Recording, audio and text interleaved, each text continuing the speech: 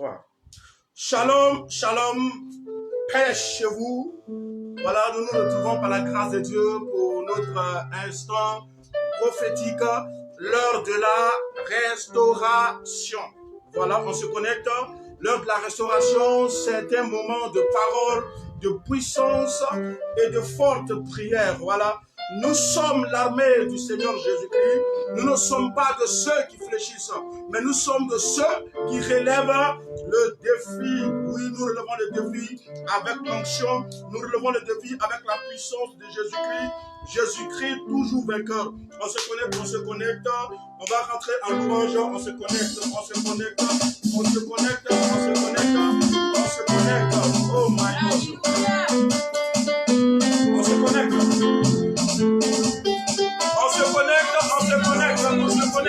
se connecte.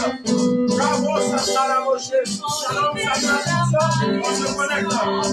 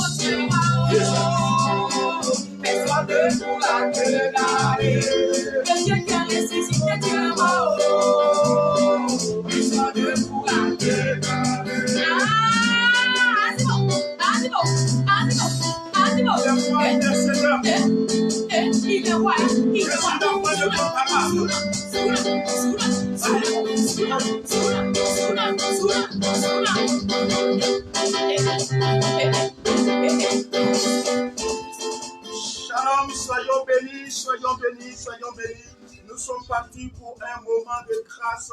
Nous sommes partis pour un temps de restauration.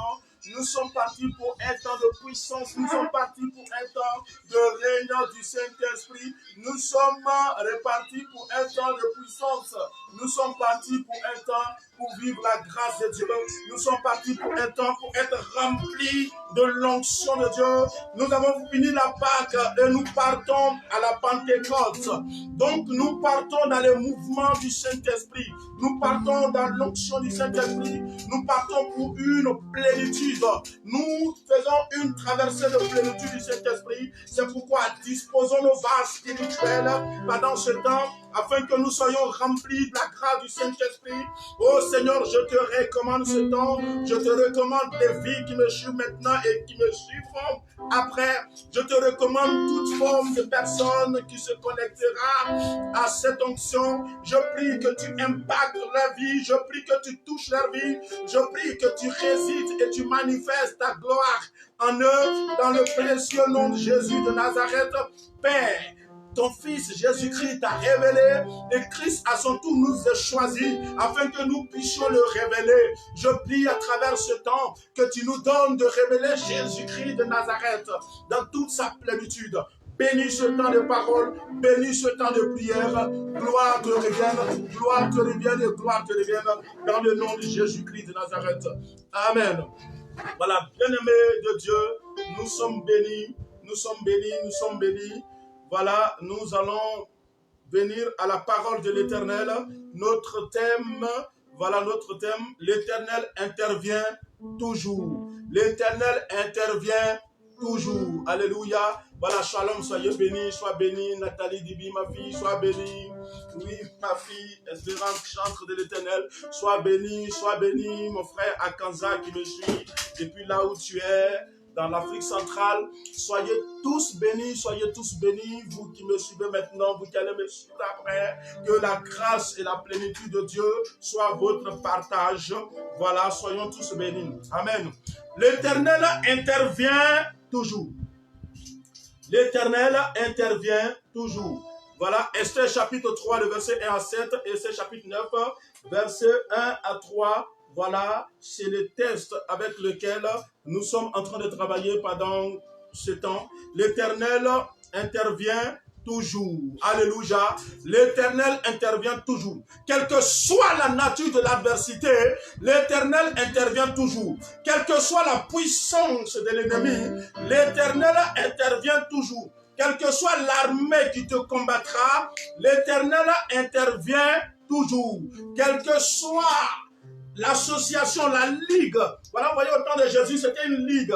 Il y avait Hérode, les Romains, il y avait les Juifs qui n'avaient pas compris ce message. Quelle que soit la ligue, l'association qui se mettra à ta trousse, l'Éternel intervient toujours. Quelle que soit la nature de la pandémie, quelle que soit la force qui est cachée derrière cette pandémie, qu'elle soit naturelle, qu'elle soit humainement planifiée, l'Éternel n'a pas encore perdu le contrôle de ta vie. L'Éternel n'a pas encore perdu le contrôle de ta terre. Dieu ne perdra jamais le contrôle de la terre. Dieu ne perdra jamais le contrôle de ta vie. L'Éternel intervient toujours. Alléluia, alléluia. Voilà dans la portion des Écritures qui nous ont conduits depuis la première partie. Nous avons vu Mardoché qui, avec l'accord du roi, a obtenu de pouvoir exterminer les Juifs. A obtenu de pouvoir exterminer les Juifs. Mardoché a obtenu le génocide des Juifs. Mardoché a obtenu que les Juifs puissent périr.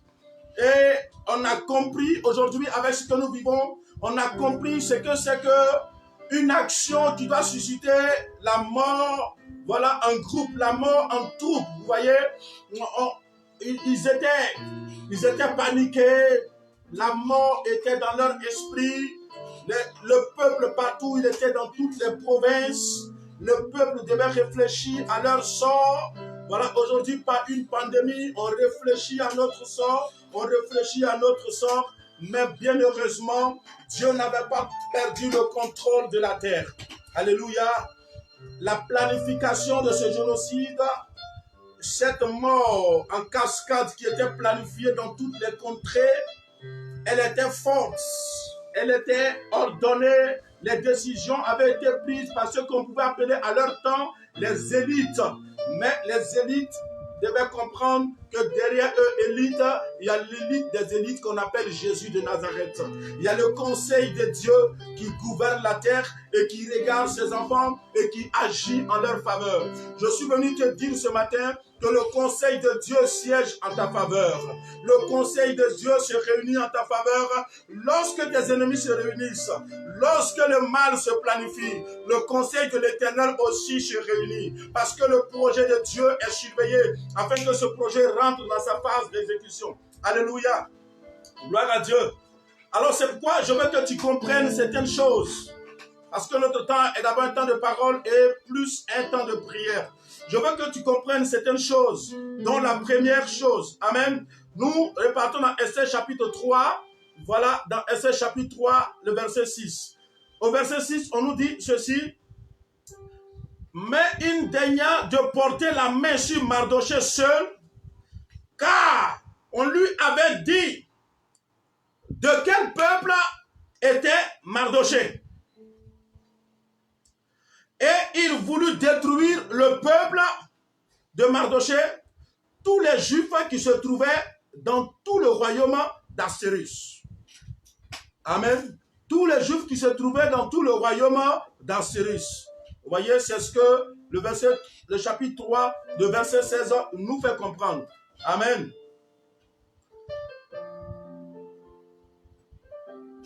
Gloire à Dieu.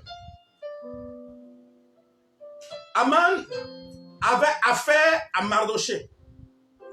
L'homme qui ne s'inclinait pas devant lui, c'était Mardochée. L'homme qu'il avait l'habitude de voir, c'est vrai, les autres Juifs avaient pratiquement la même réaction que Mardochée.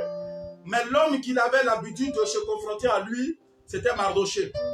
Mais la Bible nous dit ici que, écoutez-moi très bien, je veux que tu écoutes quelque chose de fort pour que tu puisses vraiment prier, pour que tu puisses rester dans la présence de Dieu. Amen. Et Aman regarde autour de lui, il dit non, je ne veux pas porter la main à Mardochée. Mardochée seul, je peux l'attraper et l'exécuter en cachette. Et puis, on ne saura pas que j'ai tué Mardochée, on ne saura pas qui a tué Mardochée. Mais je ne veux pas avoir affaire à Mardochée, mais je veux avoir affaire à tous les Juifs. Amen. Aman dit, je veux avoir affaire à tous les Juifs. Je veux profiter de la situation de Mardochée. Je veux profiter de la situation de Mardochée pour pouvoir porter atteinte à tous les Juifs, afin que tous les Juifs puissent tomber. Pourquoi? Pourquoi? Il y a plusieurs raisons. Mais il y a celle que je vais toucher ce matin. Amen.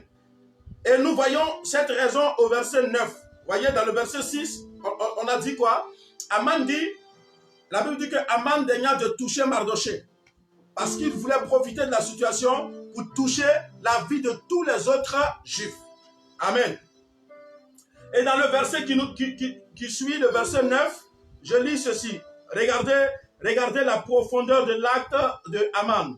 Tes ennemis, ce sur quoi ils s'appuient. Amen. Si le roi ne trouve bon que l'on écrive l'ordre de le faire périr, et je pèserai 10 000 talents d'argent. 10 000 talents d'argent. Aman dit, je pèserai 10 000 talents d'argent des mains de fonctionnaires pour qu'on les porte dans les trésors du roi. Je pèserai 10 000 talents d'argent pour qu'on les pèse des mains de fonctionnaires et qu'on les pose dans les trésors du roi. Bien aimé, 10 000 talents d'argent, un talent d'argent c'est à peu près 45 kg. Voilà, 45 kg, c'est-à-dire peser un sac de 45 kg, disons un sac de 50 kg, voilà, peser un sac de 45 kg d'argent. Et il dit 10 000 talents, c'est-à-dire environ 450 000 kg d'argent qu'il va peser dans tout le royaume. Partout se trouvent les fonctionnaires dans les provinces et qu'il va apporter au roi. En gros, environ 450 tonnes d'argent.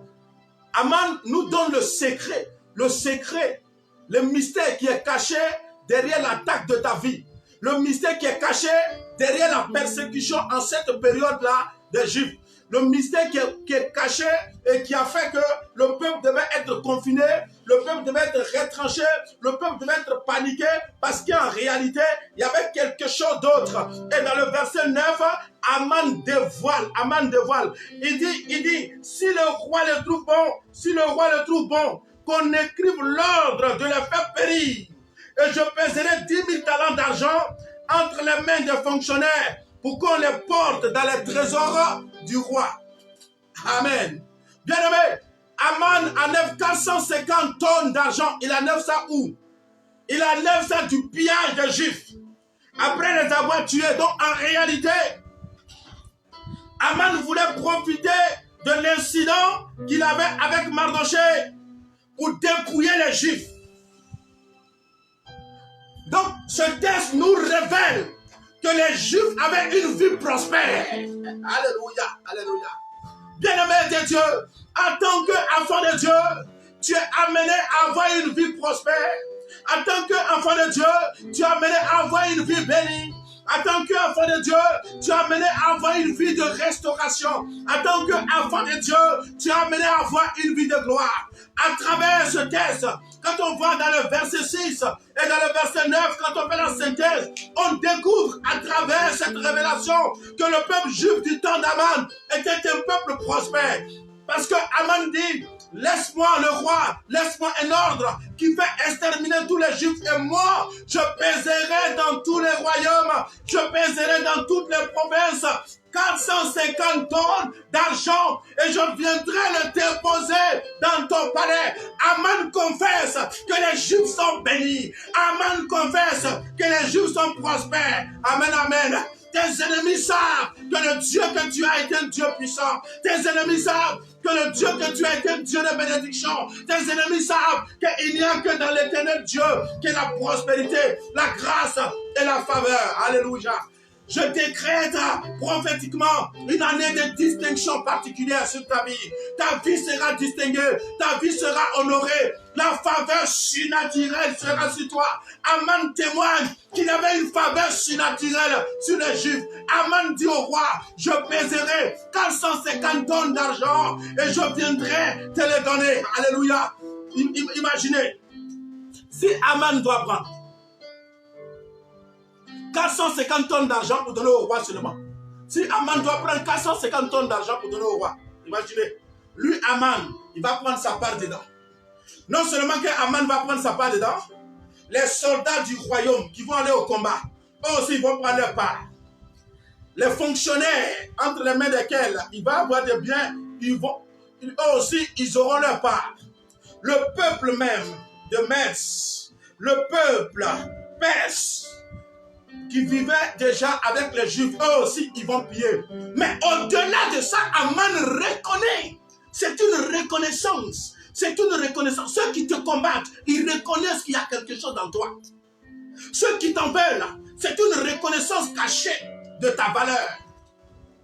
Frère, c'est un honneur que tu sois combattu par les ennemis. Sœur, c'est un honneur que tu sois combattu par les ennemis. C'est un honneur pour l'Afrique d'être convoité par l'ennemi. C'est un honneur pour toi, mon frère qui m'écoute.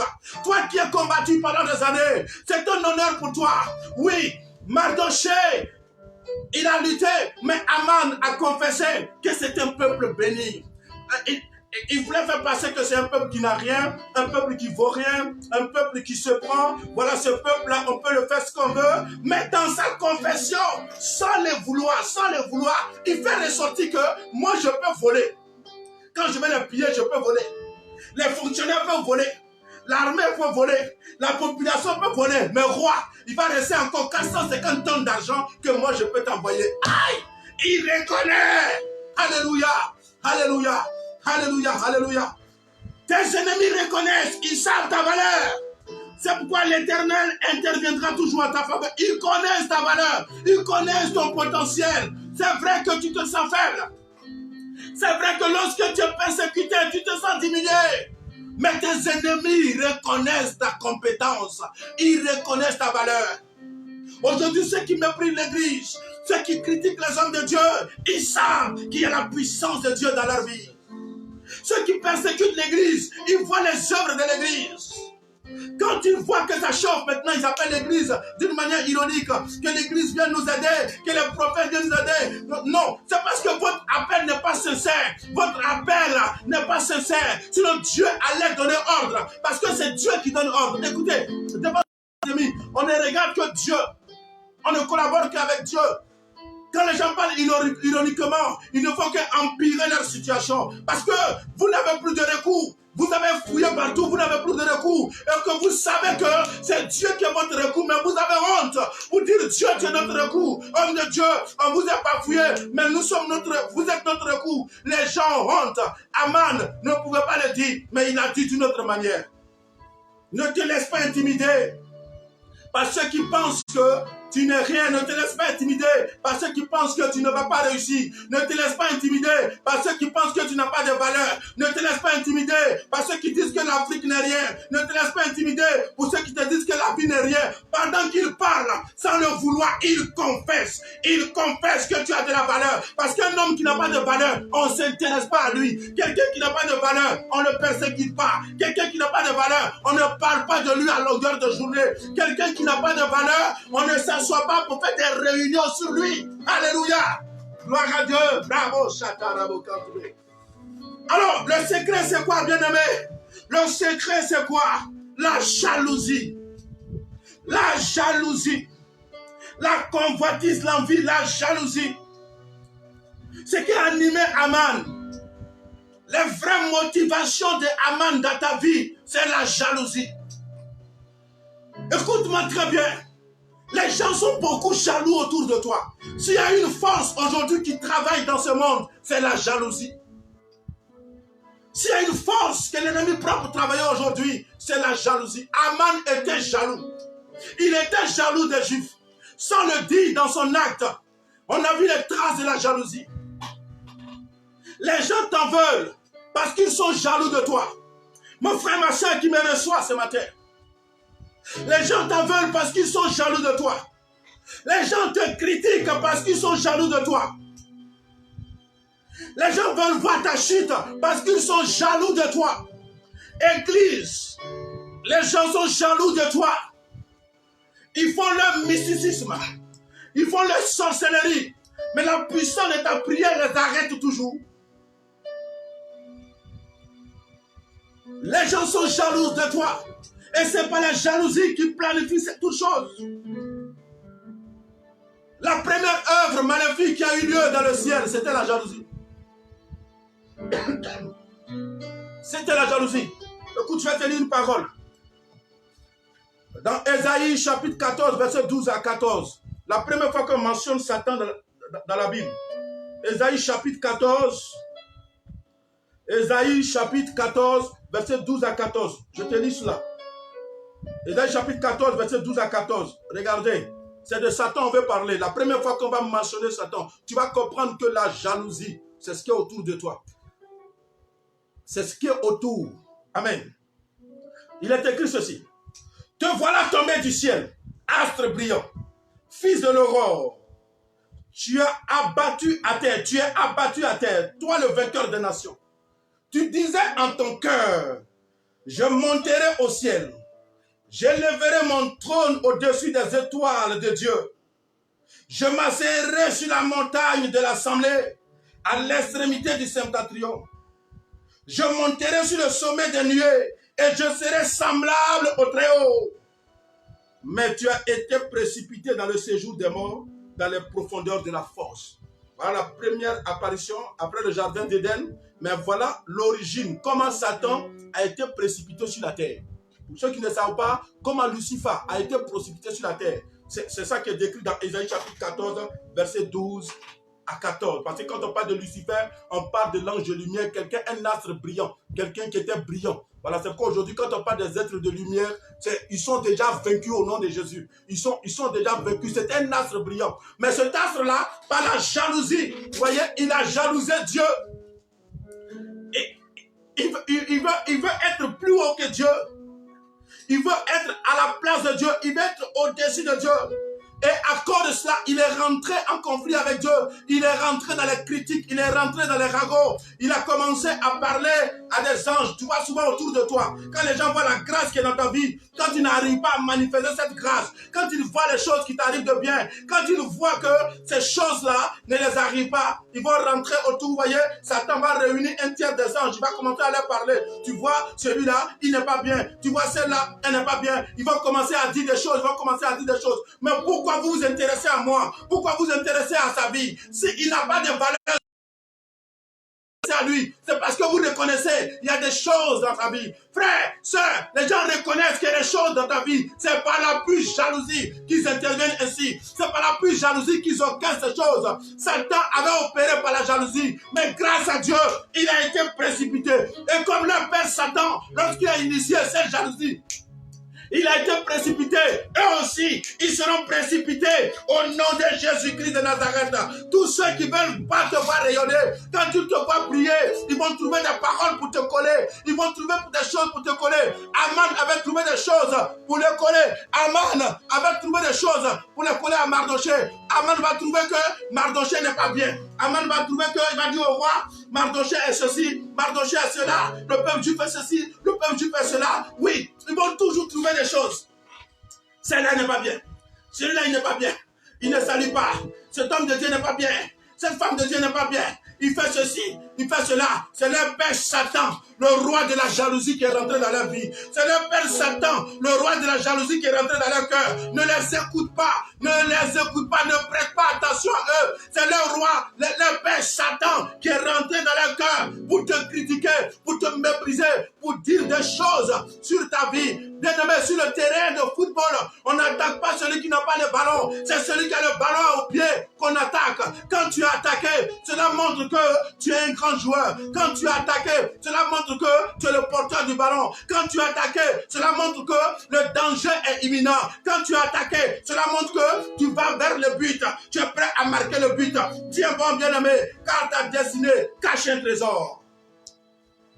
Ta destinée cache un trésor. Ta destinée cache un trésor. Et tu es le seul qui doit protéger le trésor. Tu es le seul qui doit protéger ce trésor. Oh, mighty God, mighty God, mighty God. Ta destinée cache un trésor. Ta destinée cache un trésor, bien-aimé. Je veux que tu m'écoutes très bien. La destinée des Juifs cachait des trésors. La destinée des Juifs cachait des trésors. Ta vie cache des trésors. Tu es invité par le Seigneur par ce moment à protéger ce que Dieu a mis de toi. Ton appel à servir Dieu cache une grande sémence. Écoute-moi très bien, ne te laisse pas minimiser par quelqu'un.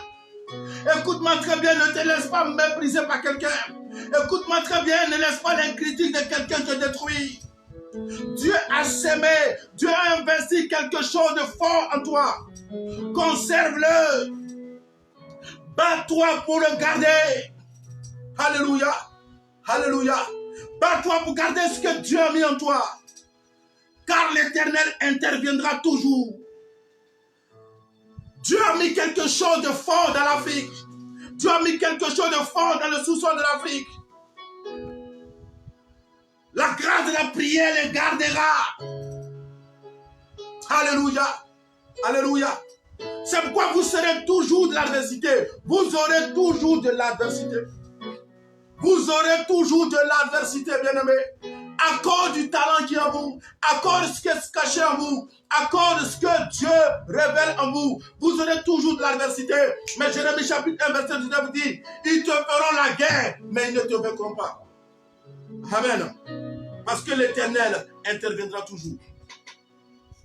Les gens te combattront à cause de la grâce qui est sur ta vie. Mais toi, ne t'arrête pas. N'arrête pas de résister. Aman était un voleur comme son père Satan. Vous voyez dans Jean chapitre 10, verset 10, il dit quoi? Jean 10, 10. Jean chapitre 10, verset 10. Vous voyez? Aman était voleur. Aman Il a montré qu'il avait le mépris pour les Juifs, mais c'est faux, c'est un voleur, c'est un voleur, c'est un voleur. Les gens montrent qu'ils ont du mépris pour toi, mais c'est faux, c'est des jaloux. Ce qui est en toi, ils ont voulu que ce soit en eux, ce sont des voleurs, c'est des voleurs. C'est des voleurs déguisés, les voleurs de grâce. Pourquoi ce n'est pas eux qui ont cette grâce? Pourquoi ce n'est pas eux qui ont cette chose? C'est des voleurs déguisés. Amen. Jean chapitre 10, verset 10 dit quoi? Le diable, le voleur, il ne vient que pour dérober, pour égorger et détruire. Le diable ne vient que pour dérober, pour égorger et pour détruire. Alléluia. Mais grâce à Dieu, Jésus-Christ, lui, il est venu pour nous donner la vie en abondance. Alléluia.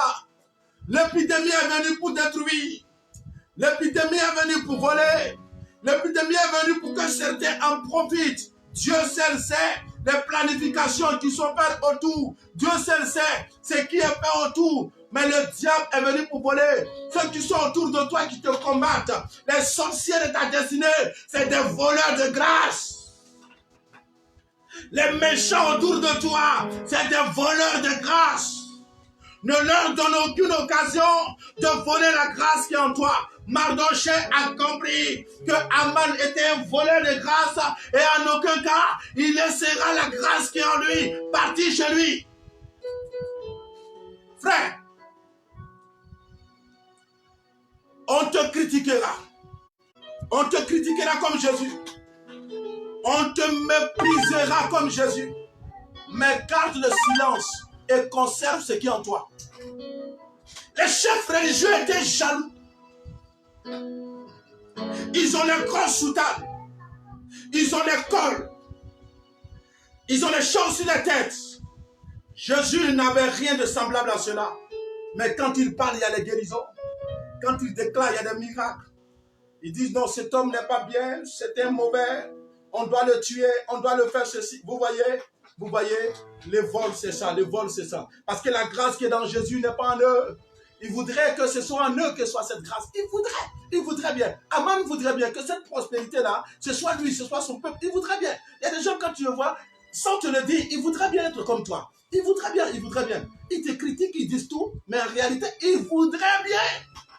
Cela est voilé, ils voudraient bien. Mais par la grâce de Dieu, ils échoueront tous les jours au nom de Jésus-Christ. Leur œuvre échouera tous les jours au nom de Jésus-Christ. Tu auras toujours la victoire au nom puissant de Jésus-Christ de Nazareth. Tu auras toujours la tête haute au nom puissant de Jésus-Christ. Tu auras toujours le devant au nom puissant de Jésus-Christ de Nazareth. Pourquoi? À cause de la jalousie. Jésus a eu toujours le devant. Ils ont jalousé Jésus parce que ses paroles guérissaient. Ceux qui le touchaient recevaient la guérison. Il disait aux gens, tes péchés te sont pardonnés. On le jalousait parce que les chefs religieux, malgré des années de service, ils n'arrivaient pas à cette dimension. Il dit non, c'est un impur, c'est un démoniaque. Ils l'ont persécuté. Mais aujourd'hui, le nom de Jésus est encore plus puissant et ceux qui l'ont persécuté ont été effacés. Je suis venu prophétiser sur ta vie. Ton nom sera plus grand et ceux qui te persécutent tomberont au nom de Jésus de Nazareth. Je suis venu déclarer sur ta destinée que ceux qui te jalousent et qui te méprisent et qui disent des choses bizarres sur toi, Dieu relèvera toujours ton étoile sur eux au nom puissant de Jésus-Christ. Dans le texte que j'ai lu sur Satan dans Ésaïe, chapitre 14, du verset 12 au verset 14, quand Satan s'est levé, Dieu l'a précipité sur la terre et l'étoile de Dieu est restée l'étoile de Dieu.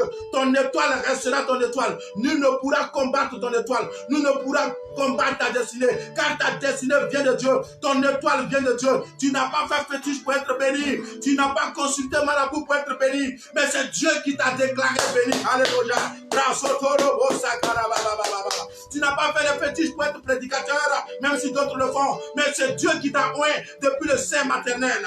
C'est pourquoi ils te feront la guerre, mais ils ne pourront rien contre toi. C'est Dieu qui t'a donné cette destinée. C'est Dieu qui a choisi que tu sois là où tu es. C'est Dieu qui a choisi que tu aies la position que tu as. C'est Dieu qui a choisi que tu aies les relations que tu as. C'est Dieu qui a choisi que les gens puissent t'aimer là où tu passes. C'est Dieu qui l'a choisi. C'est ta destinée. C'est ta destinée. C'est pourquoi l'homme ne peut rien contre toi. C'est ta destinée. Aman ne pouvait rien contre les Juifs parce que c'était leur histoire. C'était leur destinée. On se rappelle bien dans le livre de Nombres, lorsque Balaam et Balak se sont associés pour maudire le peuple d'Israël. Dieu a dit clairement, tu ne le maudiras pas. Tu ne maudiras pas ce que Dieu a déclaré béni. Mon frère, je suis venu déclarer sur ta vie que l'Éternel t'a déjà déclaré béni. Personne ne pourra te maudire. L'Éternel t'a déjà déclaré béni. Personne ne pourra te renverser. L'Éternel t'a déjà déclaré élevé. Personne, même s'il te combat, ne pourra arriver à ce niveau. Parce que la source de ta bénédiction, la source de ta vie, même si ce n'est pas encore visible, mais je parle de source. Je parle de source. Les richesses de Juifs ici, c'était pas vu, c'était caché. Mais la source était en Dieu. Et la source dans laquelle tu es est une source véritable. Jésus-Christ de Nazareth est une source véritable. Jésus-Christ mort à la croix et ressuscité est une source véritable. Alléluia. Gloire à Dieu. C'est pourquoi je vais te donner ce conseil. Quand je préparais ce temps, l'Éternel a beaucoup attiré mon attention. Vous voyez, Aman, au-delà de la jalousie, l'envie, il y avait son orgueil. L'orgueil de Satan. L'orgueil. Vous voyez, l'orgueil. Faites attention à l'orgueil. Faites vraiment attention à l'orgueil. Amen.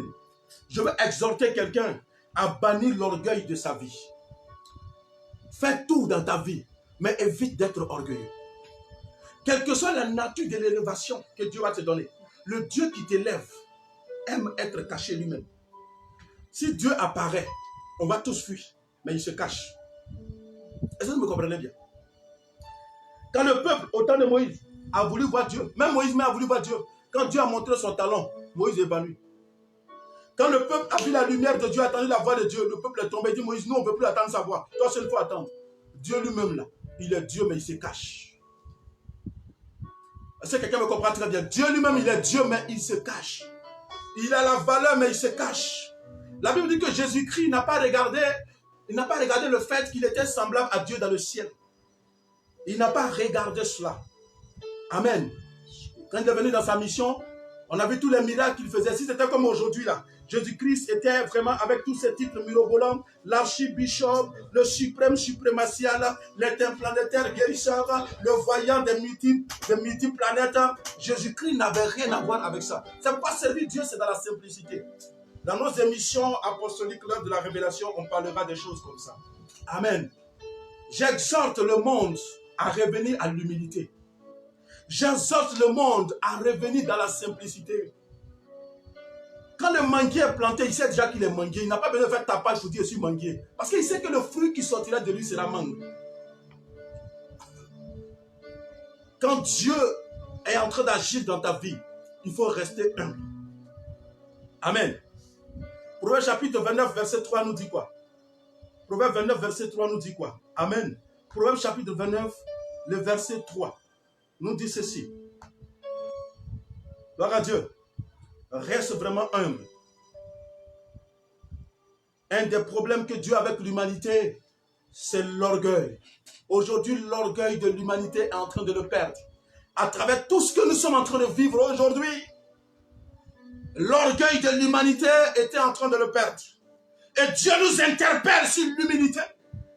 Regardez l'humilité de Mardoché. Un homme chez qui on peut peser 450 tonnes. Or donc, on pouvait peser 450 tonnes d'argent parmi le peuple de Mardoché pour donner au roi et avoir d'autres richesses parce qu'il dit qu'il a te donné 10 000 talents. 10 000 talents, c'est 450 000 kilogrammes, comme on l'a dit au début. Amen. On pouvait compter 450 000 kilogrammes d'argent dans la vie de Mardoché, dans le peuple de Mardoché. Et ce Mardoché, il est assis comme ça. Il est tranquille comme quelqu'un qui n'a rien. Les Juifs sont tranquilles comme un peuple qui n'a rien, un peuple qui est abandonné, alors qu'on peut peser des choses chez eux. Est-ce que quelqu'un comprend le mystère? Est-ce que quelqu'un comprend le mystère de l'humilité? L'humilité. Aujourd'hui, nos nations ont besoin d'humilité. Peuple de Dieu, nous avons besoin d'être humbles. Chrétien, tu seras béni. Tu seras béni. Il y a un vent de distinction. Lorsqu'on rentre dans l'année, pour ceux qui suivent notre mouvement, c'est le thème de l'année dans lequel je suis en train de parler.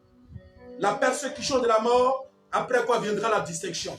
Le livre d'Esther, l'année de la distinction. Amen. le peuple éprouvé va sortir fort spirituellement. Et à partir de là, le peuple va commencer à être béni d'une manière particulière. Il y a une faveur surnaturelle qui sera sur ta vie. Il y a des choses que tu vas réussir particulièrement. Il y a une grâce particulière, il y a des réponses à tes prières. J'ai des témoignages que même dans cette crise, il y a mes enfants qui m'appellent, disent papa c'est extraordinaire, dans cette crise-là, voilà ce que Dieu est en train de faire pour moi. Même en Europe, on m'appelle pour dire que j'ai eu telle chose à faire, j'ai eu ceci, cela. En Amérique, on m'appelle, les enfants que je suis, ils m'appellent pour dire papa, voilà j'ai un entretien d'embauche, voilà moi qui attendais depuis des années, mais c'est au milieu de cette crise-là, on m'invite pour un entretien d'embauche, on m'envoie ces messages WhatsApp, on m'envoie ces vocales, quand je les écoute, je dis vraiment Dieu est le maître des temps et des circonstances. Dieu va élever les enfants de Dieu. Dieu va te bénir. Seulement apprends à être humble. Amen. Dans Proverbe 29, verset 23, il dit ceci. Il dit ceci. L'orgueil d'un homme l'abaisse, mais celui qui est humble d'esprit obtient la gloire. L'orgueil d'un homme l'abaisse, mais celui qui est humble d'esprit. Je n'ai pas dit beaucoup de versets, sur le verset ça va. Amen. Celui qui est humble d'esprit, il obtiendra la gloire. Aman n'était pas humble d'esprit. Mardoché était humble d'esprit. Alléluia. Alléluia. Aman était orgueilleux. Il se voyait réussir. Les gens pavanaient. J'ai l'argent, j'ai ceci, j'ai cela. Prends ton argent, tu vas combattre le virus. Et viens nous dire. Viens nous dire, quand tu déposes les biens de banque, si le virus se bloque. Aujourd'hui, on dit de prendre quoi? On dit de prendre un petit tissu là. Petit tissu blanc là. Et puis de l'attacher ici. C'est lui qui donne la vie. Ça veut dire quoi? Même si tu as 10 millions, c'est ça là, petit truc blanc là, comme ça, c'est lui qui donne la vie. Gloire à Dieu, et ça tu m'as très bien compris. Vous voyez Dieu, vous voyez le message de Dieu? Voilà, on dit petit gel de main là, voilà, aujourd'hui là, c'est lui qui donne la vie. Si tu veux, il faut avoir des savons de Marseille, des savons de Chine, il faut avoir des pommades, tout ça là, quel que soit le prix, il faut commander ça depuis la Chine, depuis l'Indochine, on dit ça ne guérit pas. C'est tissu, 500. C'est ça qui donne la vie. Est-ce que vous pouvez comprendre la simplicité que Dieu veut nous enseigner, enfants de Dieu? Est-ce que vous pouvez comprendre le message de simplicité que Dieu veut nous donner? Dieu veut nous ramener à lui. Dieu veut nous ramener à être humble de cœur. Dans ma première partie, j'ai parlé de la crainte de Dieu, mais aujourd'hui, je vais parler de l'humilité. L'humilité a fui même l'église. Dans l'église, les gens se distinguent par leur habillement. Les gens se distinguent par leur poste. Les gens se distinguent par leur manière de travailler. Voilà, celui-là, il est cadre, celui-là, il est ceci. Donc, il doit être plus considéré par le pasteur que celui qui ne fait rien. Mais c'est quoi cette affaire? C'est quoi cette manière de comprendre Dieu?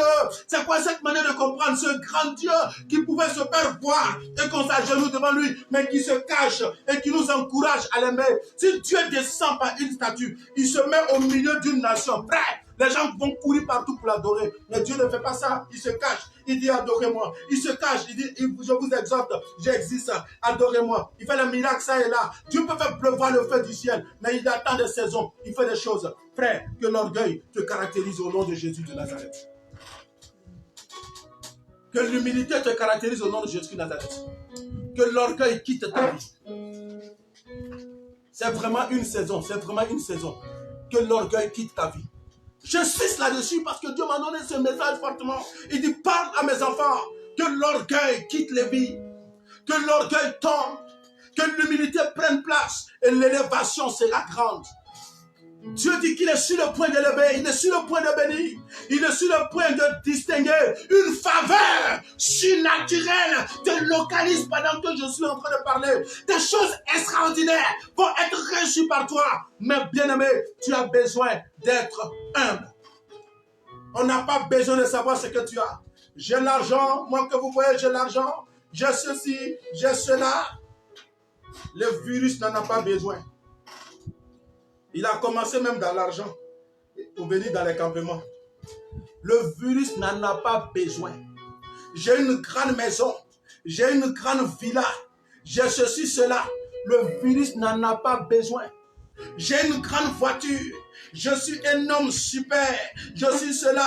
Le virus n'en a pas besoin. Restons humbles. Restons simples. Et Dieu nous bénira. Et Dieu nous élèvera.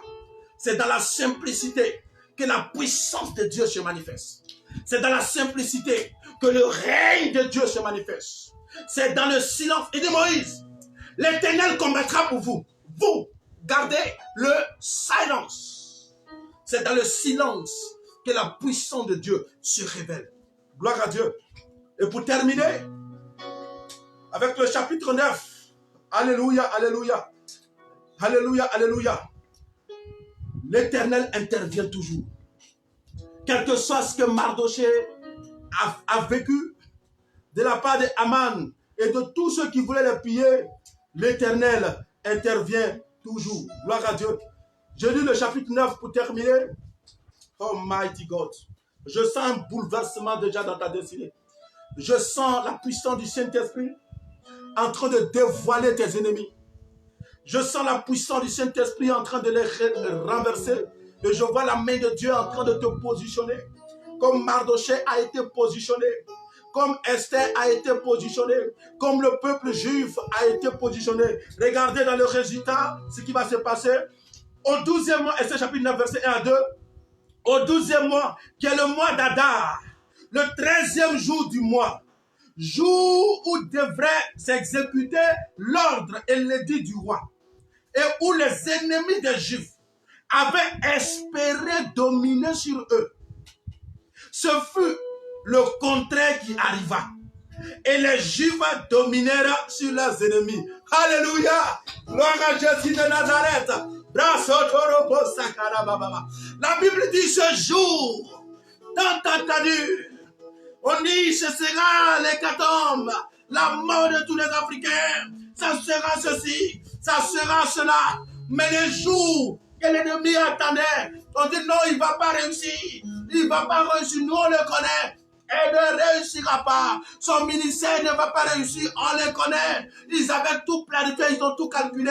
Ils attendaient maintenant le résultat. Il y a des gens qui te regardent et qui attendent le résultat. On dit non, elle va pas faire.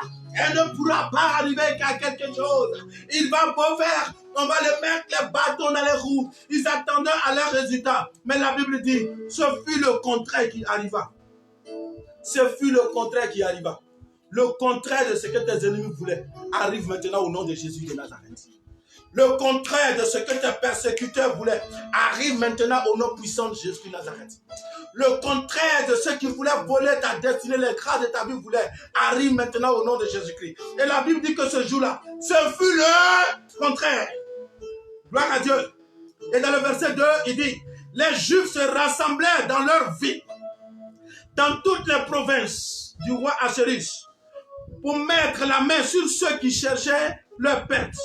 Et personne ne put leur résister, car la crainte qu'on avait d'eux s'était emparée de tous les peuples. Je prie pour toi qui m'écoutes, que la puissance du Saint-Esprit remplisse ton âme par cette parole que tu reçois. Et que les sorciers, lorsqu'ils consultent leurs canaries, ils consultent leur miroir, ils te voient en feu, et que le feu les consume, et que la crainte s'empare d'eux au nom puissant de Jésus-Christ Nazareth. Je déclare, je prophétise sur ta vie, pendant que tu m'écoutes, par la vertu prophétique, par l'onction que Dieu m'a accordée depuis le ciel, par l'investissement divin qui est en toi. Je te connecte à la croix de Golgotha. Je te connecte à la puissance de Dieu. La Bible dit, accorde la puissance, accorde l'autorité, accorde du règne, accorde la domination qui était en eux quand le jour est arrivé et que le dit du roi a changé et que le décret du roi a changé. Dieu change leur décret. Le décret de te faire échouer, Dieu change ce décret maintenant. Le décret de te voir périr, Dieu change ce décret. Le décret de te voir tuer par cette pandémie, Dieu change ce décret. Aujourd'hui, les sorciers sont heureux. Les morts massifs qu'ils voulaient avoir, ils pensent que la pandémie va faire ça pour eux. Mais Dieu change leur décret. Dieu change leur décret. Dieu change leur décret. Au nom puissant de Jésus-Christ. Le décret de te voir pleurer chaque jour. Dieu change ce décret. Je leur donne maintenant. Dieu change ce décret. Au nom puissant de Jésus-Christ. Quand le roi a changé le décret, bien aimé, il y a eu renversement de situation. Il y a eu renversement de situation. Je prophétise opération, renversement de situation sur ta destinée. Il y a eu renversement de situation. Gloire à Dieu, gloire à Dieu, gloire à Dieu. Ceux qui cherchaient à leur faire périr, les Juifs mis la main sur eux et personne ne leur put résister. Car la crainte qu'on avait d'eux s'était emparée de tout le peuple. Gloire à Dieu. Gloire à Dieu. Les choses ont changé. Ceux qui te jalousaient, les choses vont changer. Ceux qui te poussaient à la ruine, les choses vont changer. Ceux qui espéraient te voir tomber, te voir chuter, te voir renverser, les choses vont changer. Alléluia.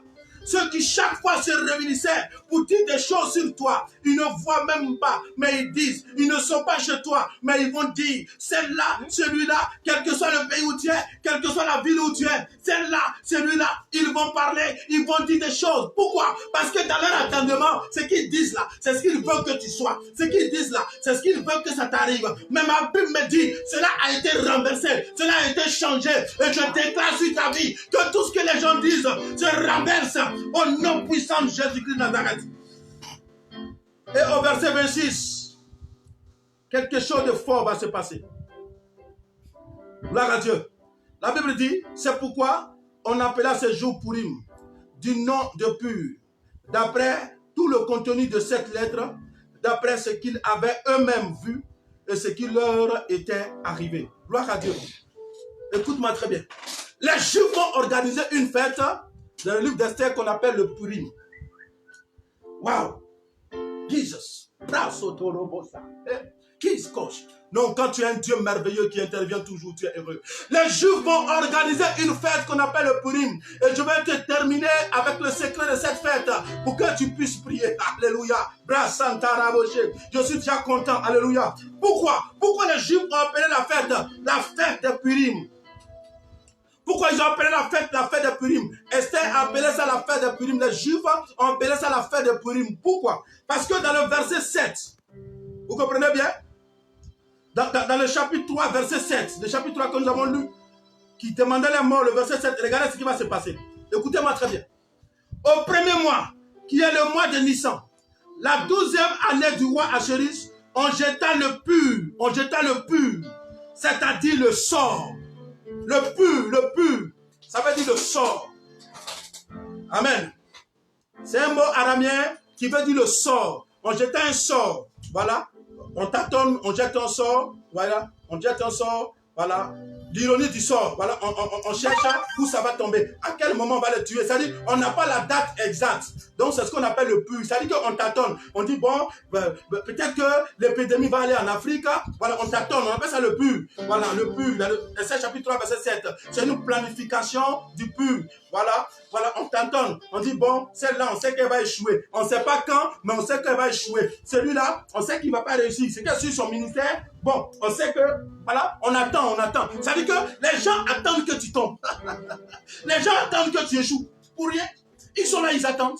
Donc, ils ont organisé une cérémonie et la Bible dit qu'ils lançaient un sort. Voilà, ils ont fait un pur. Voilà, ils ont lancé un sort, voilà, au sort. Donc, ils attendent, on attend. On ne sait pas quand ça va tomber. Voilà, on attend. Je veux parler à tous ceux qui attendent que tu tombes. Écoute-moi très bien. Je vais parler à tous ceux qui attendent que l'Afrique soit écrasée, l'Afrique soit détruite, à tous ceux qui attendent que les malheurs arrivent à ta vie, à tous ceux qui attendent que le mal arrive. La Bible me dit, les Juifs ont renversé cela. Et quand ça a été renversé, à partir de Pur, ils ont fait une fête qu'on appelle le Purim. Le Purim. Quand on parle de Purim, cela signifie le sort n'a pas eu lieu. C'est le contraire qui se produit. Vous voyez la signification de la fête.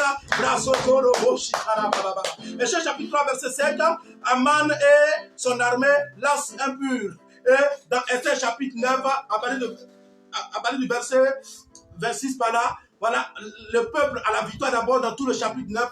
Et eux aussi, ils lancent maintenant une fête qu'on appelle le Purim pour dire ce que vous attendez, ça n'a pas eu lieu. La fête du Purim signifie ce que les gens attendaient sur moi, ça n'a pas eu lieu. Un jour, tu fêteras le Purim et tu diras ce que les gens attendaient sur moi, cela n'a pas eu lieu. La malédiction qu'ils attendaient, cela n'a pas eu lieu. L'échec qu'ils attendaient, cela n'a pas eu lieu. C'est la signification de la fête du Purim. Chacun d'entre nous, chrétiens, nous fêterons année, le Purim. Un jour de ta vie, tu fêteras le Purim. La fête du Purim signifie le sort a été renversé. Le sort n'a pas eu lieu. Le sort a changé de camp. Les jours qu'ils attendaient pour que je tombe, quand ce jour est arrivé, Dieu m'a élevé. Ils ont dit d'ici 3 ans, on va voir. Ils ont dit de Jésus, laissez son œuvre. Si son œuvre est du diable, dans le temps, son œuvre sera détruite. Et quand le temps est arrivé, son œuvre a prospéré. Ça donne la fête du Purim. L'œuvre du Seigneur a prospéré. Ses œuvres se sont manifestées. Ses œuvres se sont multipliées. Cela nous fait comprendre que Dieu regarde l'œuvre de tes ennemis pour te bénir à la hauteur. C'est le secret du Purim. Alléluia. Dieu regarde le mépris de tes ennemis pour te bénir à la hauteur. Est-ce que quelqu'un me comprend très bien? Si les gens te voient comme un maudit, Dieu te bénit. Si les gens ont planifié ta vie comme un maudit, comme quelqu'un à qui quelque chose de bon ne doit arriver, Dieu te donne des choses excellentes. Dieu regarde la persécution, la jalousie de Haman. Et c'est à la hauteur de cela que Dieu va intervenir dans ta vie. Quand les gens te traitent comme quelqu'un qui n'est rien, comme un moins que rien, comme quelqu'un qui n'a pas de nom, Dieu te donne des honneurs. Alléluia. Dieu crée des situations pour te donner les honneurs. C'est la signification prophétique du Purim. Alléluia. Alléluia. Quand les hommes te rejettent, Dieu t'élève. C'est une loi. Quand les hommes te méprisent, quand les hommes te rejettent, Dieu, il t'élève davantage. Ils ont rejeté Jephthé. Ils ont appris que Jephthé est élevé. C'est là du pur au Purim. Toi qui m'écoutes ce matin, ta vie passe du pur au Purim au nom de Jésus-Christ de Nazareth. Toi qui écoutes ce message, ta vie, ta situation passe du pur au Purim au nom puissant de Jésus-Christ. Toi qui reçois mon message ce soir et ce matin, quelle que soit l'heure à laquelle tu me reçois, ton histoire passe du pur au Purim au nom de Jésus-Christ. Toi qui écoutes ce message, ta destinée passe du pur au Purim au nom de Jésus-Christ. Ta situation sociale qui avait été lancée au sort pour voir quel jour ton échec viendra, passe maintenant au succès, passe à l'abondance, passe à la réussite au nom puissant de Jésus-Christ Nazareth. L'Éternel conduit ta destinée du pur au Purim au nom de Jésus-Christ. Déclare-moi avec moi, du pur, je passe au Purim, du pur, je passe au Purim, du pur, je passe au Purim, au nom puissant de Jésus-Christ. Tu fêteras le Purim, parce que le sort avait été lancé, tu fêteras le Purim. Nous, en Afrique, nous fêterons le Purim de cette pandémie, parce que le sort avait été planifié. Je le décrète par l'onction prophétique, je le décrète par la puissance du Saint-Esprit, je le décrète par l'autorité du nom de Jésus-Christ de Nazareth. Je le décrète par celui qui agit toujours. Le sort avait été lancé, le puits avait été décrété, mais nous fêterons le Purim au nom puissant de Jésus-Christ. Tu réussiras parce que l'Éternel intervient toujours et tu fêteras le Purim dans l'humilité, pas dans l'orgueil, dans l'humilité, au nom puissant de Jésus-Christ de Nazareth, parce que l'Éternel intervient toujours. Gloire à Dieu. Que Dieu nous bénisse. Je veux conclure pour te dire, l'Éternel intervient toujours. La grâce qui est en toi, ça suscite la jalousie de l'ennemi. Tu seras toujours combattu, mais garde le silence. Ne sois pas agité. Jeûne et prie. Loue et adore ton Dieu. Compte sur Dieu et il intervient toujours. Que Dieu te bénisse au nom puissant de Jésus-Christ de Nazareth. Nous allons rentrer dans un temps de prière. Nous allons rentrer dans 10 minutes de prière. Que tu vas prolonger après. Oh mighty God. Je vois le pur de quelqu'un en train de se transformer en fête de Purim. Oh vous voyez, c'est depuis à l'entrée de l'année que Dieu me donne le livre d'Esther pour l'année, pour conduire le mouvement prophétique qu'il me révèle. Du pur, nous passerons au Purim.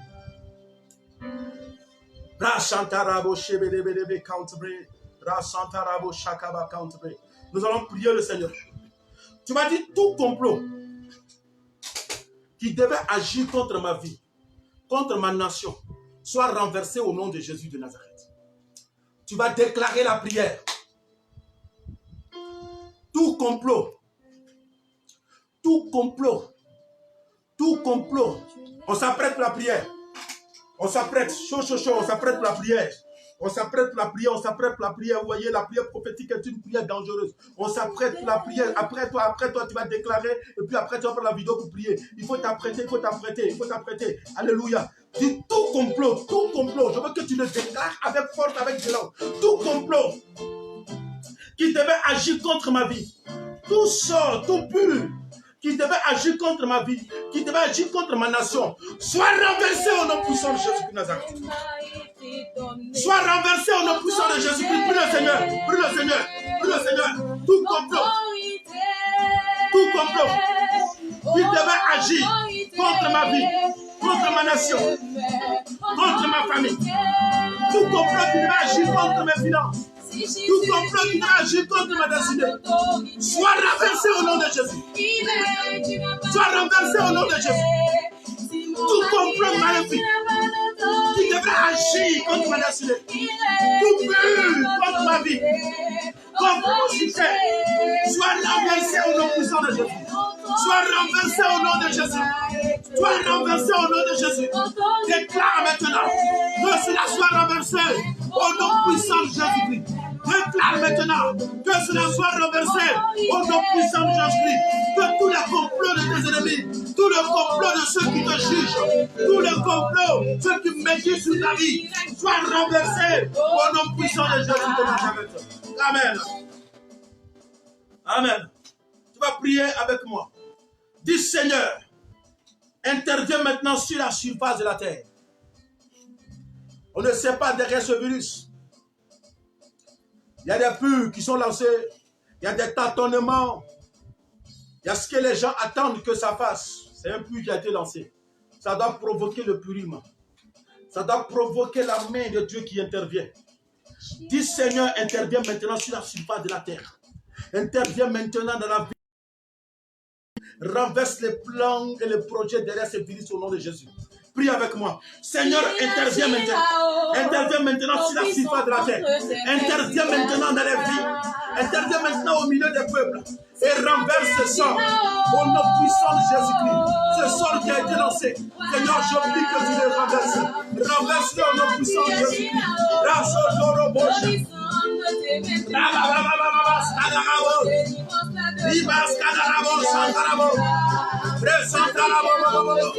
Au nom puissant de Jésus-Christ. Amen. Tu vas prier maintenant. Tu vas dire, Seigneur, change le mal de ma vie en bien. Seigneur, change le mal de ma vie en bien. Seigneur, change le mal de ma vie en bien. Est-ce que tu me comprends cette prière? Seigneur, change le mal de ma vie en bien. Mon Dieu, change le mal de ma vie. Ce qui constitue les maux de ma vie. Change-le maintenant en bien. Afin que mes ennemis ne rient pas de moi. Tu vas dire à Dieu de changer les maux de ta vie. Les difficultés de ta vie. De les changer en bien. Afin que ceux qui t'observent, qui attendent ta chute, qui attendent leurs résultats négatifs, qui n'ont jamais ce résultat, au nom puissant de Jésus-Christ. Prie avec moi. Seigneur, change le mal de ma vie en bien. Au nom puissant de Jésus-Christ. Mon Dieu, change le mal de ma vie en bien. Tu connais mes faiblesses. Tu connais mes difficultés. Demande à Dieu. Tu connais mes difficultés. Tu connais mes faiblesses. Tu connais là où, Seigneur, je peux tomber. Tu connais là où, Seigneur, je peux souffrir. Tu connais là où, Seigneur, je peux ne pas avoir la réussite. Dieu, visite-moi et change-les en bien. Afin que mes ennemis ne rient pas de moi. Afin que ma amade n'ait pas le succès sur moi. Au nom puissant de Jésus. Au nom puissant de Jésus. Au nom puissant de Jésus. Au nom puissant de Jésus. Au nom de Jésus de Nazareth. Amen. Amen. Amen. Amen. Dis Père, restaure mon identité au nom de Jésus. Seigneur, restaure mon identité au nom de Jésus. Du lieu où tu es, tu vas mettre la main droite sur ta tête. Je vais prier prophétiquement parce que nous sommes dans un temps où Dieu va distinguer quelqu'un. Quelle que soit l'heure à laquelle tu prends cette vidéo. Amen. Tu peux diminuer le son du piano pendant ce temps. Je vais déclarer des paroles. Mets ta main droite sur ta tête et écoute-moi bien. J'invoque maintenant l'onction sur ta vie, l'huile sur ta vie. Cette onction qui a distingué le peuple d'Israël. Mets ta main droite sur ta tête pendant que je parle. Attrape l'autre main avec le poteau, mets ta main droite sur ta tête. à l'heure même où tu me suis, à l'heure où tu t'es connecté, mets ta main sur ta tête. Du lieu où tu es, j'appelle le ciel ouvert sur ta vie. J'appelle à l'onction, la gloire du ciel, de descendre sur ta vie. Le règne qui était dans la vie de Mardoché, que ce règne-là contamine ta destinée. Au nom puissant de Jésus-Christ Nazareth, que Dieu change tous les purs de ta vie en Purim maintenant.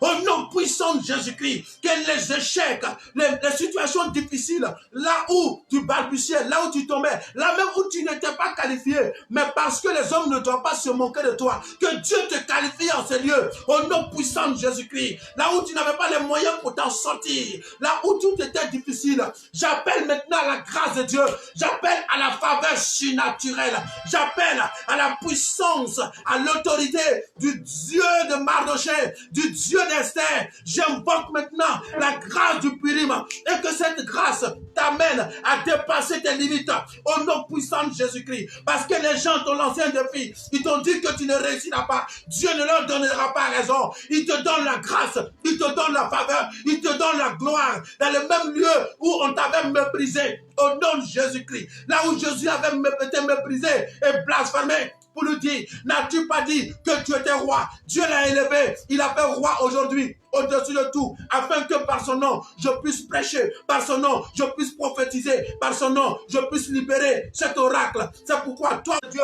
intervienne au nom puissant de Jésus-Christ, que le règne de Dieu intervienne au nom puissant de Jésus-Christ, que la puissance du Saint-Esprit intervienne.